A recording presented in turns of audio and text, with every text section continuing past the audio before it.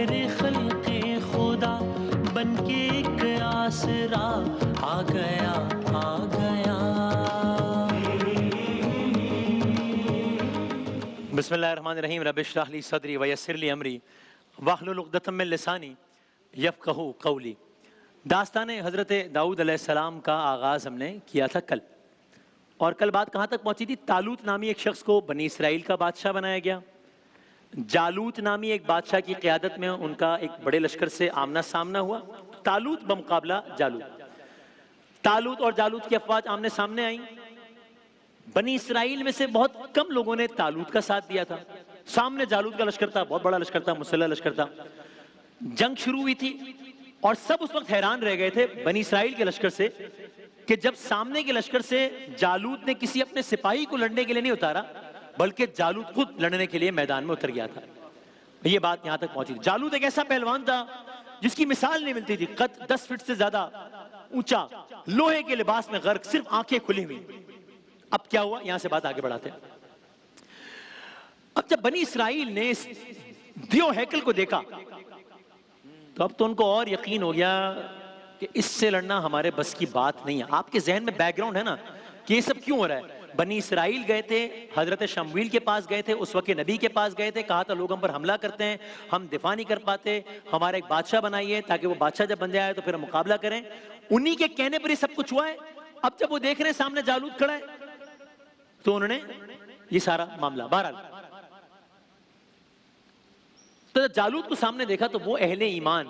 آپ کو ایک اور بات کل کی یاد آئے گی کہ طالوت نے کہا تھا کہ آج ایک ٹیسٹ لیا تھا کہ یہ لوگ کتنا ساتھ دیں گے میرا. تو کہا تھا کہ جب ہم گزر رہے ہوں تو راستے میں جو نہر ہے اس سے پانی نہ پینا، اتنا پانی پینا کہ گزارا ہو جائے، سیراب ہو کر پانی نہ پینا. اکثریت نے پی لیا تھا، بہت ہی کم لوگ تھے جنہوں نے پانی نہیں پیا تھا. تو بہرحال جب جالوت سامنے آیا تو وہ لوگ جنہوں نے پانی نہیں پیا تھا، وہ لوگ جو آزمائش میں کامیاب ہوئے تھے، وہ کہنے لگے کہ بھائی ایسا ہوتا ہے، اور یہ آیات کا مفہوم بھی ایسا ہوتا ہے کہ کم تعداد میں ہی اہل ایمان طاقتور دشمن پہ فتح حاصل کر لیتے ہیں. ایسی بھی کوئی ناممکن بات نہیں ہے. بے شک بے شک. تو اس لیے میں اللہ تعالیٰ پر ایمان رکھنا چاہیے، دل چھوٹا نہیں کرنا چاہیے.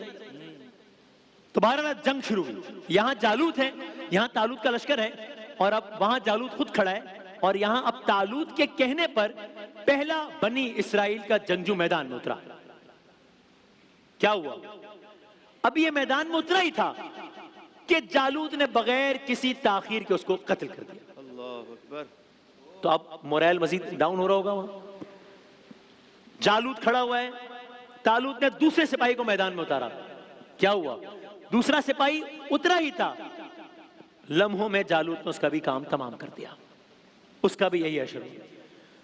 اور پھر تو جیسے یہ سلسلہ چل نکلا کہ لگاتار جالوت میدان جنگ میں کھڑا رہا، طالوت کے سپاہی اترتے رہے، جالوت ان کا کام تمام کرتا رہا.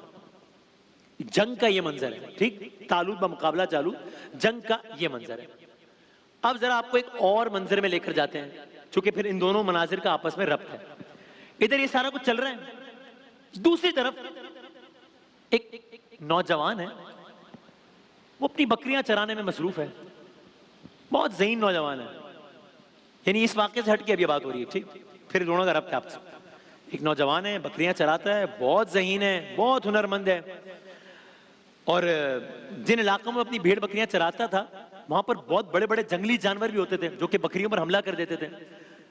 تو اس نوجوان نے اپنے طور پر ایک ہتھیار بنایا ہوا تھا. کیا؟ وہ کہہ لیجئے کہ اس نے غلیل جیسا ایک ہتھیار بنایا ہوا تھا. اس غلیل جیسے ہتھیار میں وہ ایک گول پتھر رکھ کر اس کو تیز تیز گھماتا تھا اور پھر پوری قوت سے اس جانور کی آنکھ کا نشانہ لے کر مارتا تھا. اور وہ اس عمل کی مسلسل پریکٹس کرتا رہتا تھا، جس کی وجہ سے اب اس آدمی کا، ان صاحب کا نشانہ اتنا پکا ہو چکا تھا کہ دور سے بھی وہ کسی جانور کا نشانہ لیتے، نشانہ خطا نہ ہوتا، اور جانور کو آنکھ پر لگتا، جانور وہیں مر جاتا. عجیب. یہ ایک معنی. یہ واقعہ میں نے کیوں بیان کیا؟ اس کا ایسے کیا تعلق؟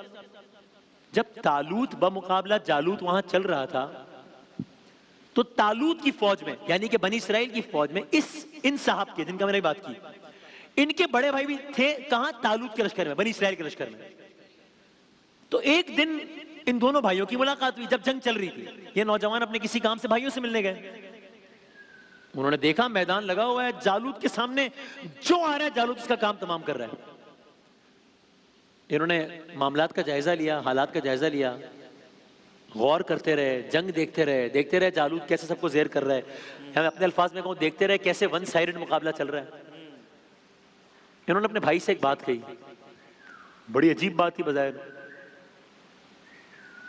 میں آپ سے کچھ کہنا چاہتا ہوں. کیا؟ آپ یوں کیجئے کہ جو آپ کے بادشاہ ہیں یعنی کہ طالوت, آپ ان سے اجازت لیجئے, میں جالوت سے جا کے لڑتا ہوں. اب یہ تو یعنی اس وقت تو اگر میں اپنے الفاظ میں کہوں تو یہ تو مطلب ایک پرابلم انوائٹ کرنے والی بات تھی نا. بھائی سامنے نظر آ رہا ہے اتنا لمبا تڑنگا ایک آدمی, کوئی اس کے سامنے ٹھہر ہی نہیں رہا. یہ ایک صاحب آئے ہیں جو چرواہے ہیں اور یہ کہہ رہے ہیں میں جالوت سے لڑوں گا. تو بھائیوں نے فوراً انکار کر دیا. یعنی انہوں نے سوچا بھی ہوگا کہ بھائی اتنے تو تربیت یافتہ لوگ ہیں, وہ مقابلہ نہیں کر پائے تو یہ کیسے مقابلہ کریں گے. جالوت تو ان کو لمحوں میں ختم کر دے گا. لیکن ان نوجوان کا اصرار جاری رہا کہ نہیں, میں جالوت سے لڑنا چاہتا ہوں. جب انہوں نے بہت ہی زیادہ انسسٹ کیا تو بالآخر ان کے بھائیوں نے طالوت کے سامنے پیش کیا.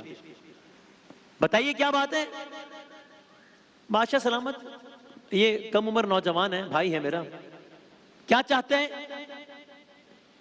جالوت سے مقابلہ کرنا چاہتے ہیں. جالوت سے مقابلہ؟ بادشاہ نے فوراً پوچھا جنگ کا تجربہ ہے؟ بھائی نے کہا نہیں, بکریاں چراتے ہیں. اب تو سب مزید کنونس ہو گئے اپنی بات پر کہ ان کو ہرگز بھی جنگ نہیں کرنی چاہیے کیونکہ کہاں جالوت ہو رہی. لیکن یہ نوجوان بھی مسلسل اصرار کرتے رہے کہ نہیں میں جنگ کرنا چاہتا ہوں. بہرحال قصہ مختصر یہ کہ ان نوجوان نے اپنی بات منوا لی, میں لڑوں گا. جب بات منوا لی تو نوجوان کو تلوار دی گئی, تیر کمان دیے گئے, نیزے بھالے دیے گئے. ٹھیک ہے, جالوت سے لڑنا ہے بھائی, مسلح ہو کے تو لڑنا ہے ظاہر. معلوم ہوا کہ ان میں سے تو کسی چیز میں کوئی مہارت نہیں ہے. واہ عجیب.